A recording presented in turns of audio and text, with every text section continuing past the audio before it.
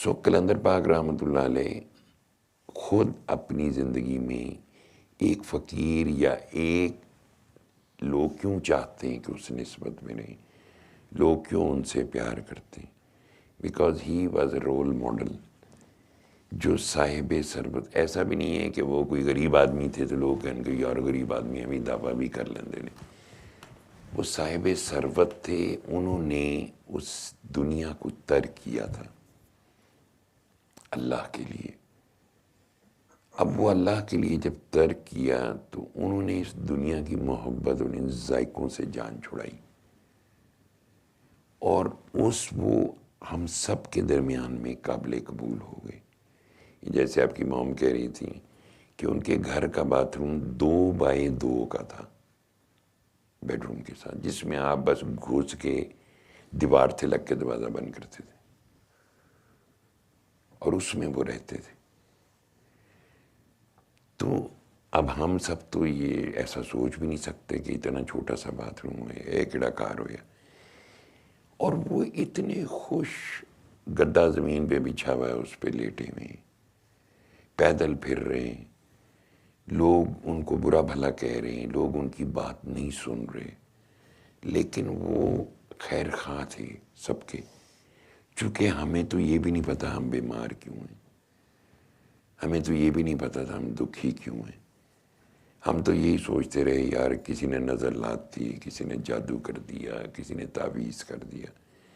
تو ہمارا یہ جو توہم پرستی کا جہان کھلا ہوا تھا، جس میں بہت سارے لوگ ہم سے لوٹ مار کے ذریعے پیسہ بھی لے کے جائے. پہلے بے سکونی ہے، وہ تو جڑا ادھار پھڑ پھڑ کے توڑ کروائے اور اس نے کیا ہے، اب اس کے خلاف جادو کیا جائے. یہ سارا دنیا ہے. وہ آئے اور انہوں نے کہا یار ہمارا مسئلہ کیا ہے؟ ہمارا مسئلہ یہ، جب انہوں نے کہا دل مردہ ہو جائیں، یعنی مردہ دلوں کو زندہ کرنے ہیں. مردہ دل کیا ہوتا ہے؟ آپ کا دل تو دھڑک رہا ہے ڈھک ڈھک ڈھک ڈھک، تو مردہ کیسے ہو گئے؟ مردہ سے مراد یہ ہوتی ہے کہ جس میں دنیا بھر جائے، دنیا کی محبت بھر جائے، وہ مردہ ہوتا ہے. تو انہوں نے کہا کہ سب سے پہلے مردہ دل کو زندہ کرنے آئے، ہم مردوں کو نہیں زندہ کریں گے. اس لیے کہ مردہ دل جو ہے وہ زندہ ہونے کے باوجود بھی کارآمد نہیں ہے اپنے لیے یا پورے معاشرے کے لیے. سارے معاشرے کو نقصان پہنچائے گا، گھر والوں کے لیے بے سکونی کا سبب بنے گا. اگر ایک مردہ دل ہو وہ سب کو ویسا ہی بنا دیتا ہے. کہتے ہیں خربوزے کو دیکھ کے خربوزہ رنگ پکڑتا ہے. تو یہ جو قرآن پاک عبادات، اللہ کا ذکر، اللہ کا جو اسم ہے یا جو اللہ کی جو محبت ہے، یہ آپ کے میرے اندر سے اس محبت کو جلاتی ہے. یہ جو دنیا کی محبت ہے اس کو پش کرتی ہے باہر کی طرف. قرآن اللہ کا نور ہے. جب اس کو آنکھیں بند کر کے سنتے ہیں، جو میں نے کہا تھا کہ رحمت جو ہے وہ روشنی بن کے آپ کے لوں سے داخل ہوتی ہے اور سیدھا دھڑکن کی طرف جاتی ہے، وہاں سے جلاتی ہے ہر چیز کو، بدبختیوں کو، نوستوں کو. یہ دنیا کی ہر غرض، ہر آرزو بدبختی اور نحوست ہے. یہ جو ہم نے اکٹھی کی ہے اس حقیر چیز سے. جیسے قیامت والے دن ایک صاحب کو پیش کیا جائے گا، سب کے سامنے کھڑا کیا جائے گا، کہنے لگے اس کو دیکھو، یہ اس سے محبت اور اس کی تعظیم کرتا تھا جس کو اللہ نے نہایت حقیر اور ذلیل بنایا. اب آپ اور میں اگر سوچیں تو ہم کہاں کھڑے ہوں گے؟ اسی جگہ جا کے کھڑے ہوں گے. یعنی جس کو اللہ حقیر سمجھتا ہے، جس کو نہیں چاہتا کہ آپ اور میں اس طرف جائیں، ہم اسی طرف جاتے ہیں. تو وہ آئے تھے کہ کس طرح ہم زندہ ہو جائیں، ہمیں یہ حقیقتیں روشن ہو جائیں ہمارے اندر. دیکھیں فقیر کے پاس اتنا ٹائم نہیں، وہ ڈیوٹی کے فقیر تھے اور جس بھی حال میں، جس کیفیت میں رہتے تھے، ان کے ذمہ کچھ اسائنمنٹ تھی، کچھ کام تھا جو انہوں نے کرنا تھا. اب یہ تو نہیں کہ کوئی یونیورسٹی بنا کے بھاشن دینا تھا انہوں نے کہ انج کر لو تو انج کر لو.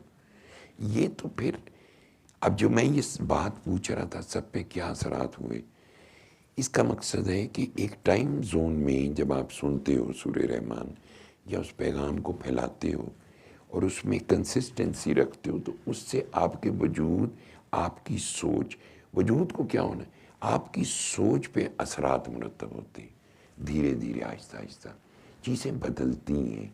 اس کا مقصد ہوتا ہے چیزیں بدلنے کا کیا نام، مثلا کوئی بندہ غصہ کھاتا تھا، کوئی بندہ کسی کے میرے پیسے نہیں دیتا، میرے پیسے کھا گیا، میں انہیں کیوں دوا۔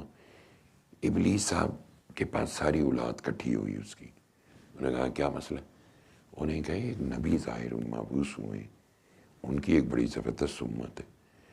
کہنے لگا کہ ان کی امت میں لوگوں کو دنیا سے کی محبت ہے، انہوں نے کہا ہاں جی، لو تو پھر کیا خوف ہے، پھر بت پرستی سے کیا ہوتا ہے۔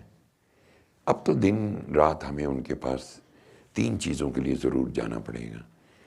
ایک یہ کہ ناحق مال اکٹھا کرنا، نمبر 2 بیجا خرچ کرنا، نمبر 3 صحیح جگہ پہ کبھی خرچ نہ کرنا۔ یہ ساری سوچ جو ہے، جو آپ روایات حکایات کی شکل میں سوچتے ہو، یہ کہیں ایریل ایگزسٹنس نہیں ہے، یہ ان لوگوں کی ہے جنہوں نے اس میدان کارزار میں فنا ہوئے اللہ کی محبت میں، جب انہوں نے اس دنیا کو چیلنج کیا۔ آپ کا مطلب ہے دنیا کے اندر، اس دنیا جو ہے اس کی بڑی فورس ہے، بڑی طاقت ہے۔ یہ قیامت والے دن کہے گی اللہ تعالیٰ سے کہ مجھے اپنے کسی چھوٹے ولی کا حصہ مجھے دے، تو اللہ اس کو پھر کہے گا اس کو سیدھا دوزخ میں داخل کرو، تو جاتے جاتے کہے گی وہ جو میرے فالوورز ہیں ان کو بھی میرے ساتھ بھیج دے، جنہوں نے مجھ سے محبت کی تھی۔ تو اب یہ دیکھ لو آپ کس چیز کو فالو کرتے ہو، اللہ کی محبت کے فالوئنگ میں ہو یا دنیا کی محبت کی فالوئنگ میں ہو، تو اللہ حکم دے گا ان سب کو بھی ساتھ ہی بھیج دو۔ اس لیے قلندر پاک رحمۃ اللہ علیہ واز ویری فوکسڈ، اور یہ فیض جو ہوتا ہے یہ محض ایک جز وقتی یا ایک شارٹ ٹرم علاج نہیں ہے، اس سے یہ کہ میرے اندر ایک خیال ابھرے، ایک محبت ابھرے۔ مثلا محبت دنیا کی ہو سکتی ہے، اللہ کی ہو سکتی۔ اب دیکھنا یہ ہے کہ کون سا راستہ ہم اڈاپٹ کرتے ہیں۔ تو راستے 2 ہی ہیں بس، ایک راہ ہدایت ہے، ایک راہ گمراہی ہے۔